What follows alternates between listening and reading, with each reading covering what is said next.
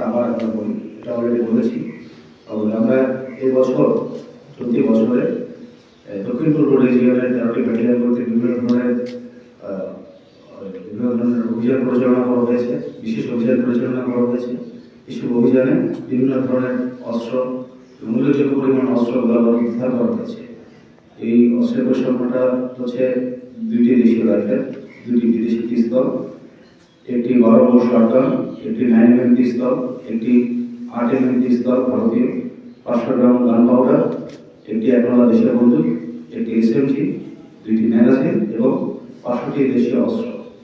এই দেশীয় অস্ত্রের ভিতরে যেমন হাসুয়া এবং দা এসব আছে। আর নির্বাচন কেন্দ্রে যে প্রশ্নটি, আমাদের এখন পর্যন্ত নির্বাচন কেন্দ্রে আমরা আমাদের নিজেদের আভ্যন্তরীণ প্রস্তুতি নিয়ে যাচ্ছি।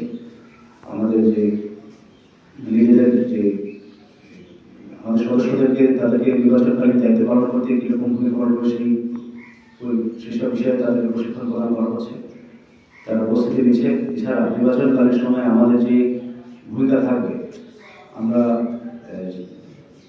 ওই নির্বাচনের সময় আভ্যন্তরীণ যে আইন শৃঙ্খলা পরিস্থিতি নিয়ন্ত্রণ রাখার জন্য আমরা স্ট্রাইকিং ফোর্স হিসেবে দায়িত্ব পালন করব। সেই ব্যাপারে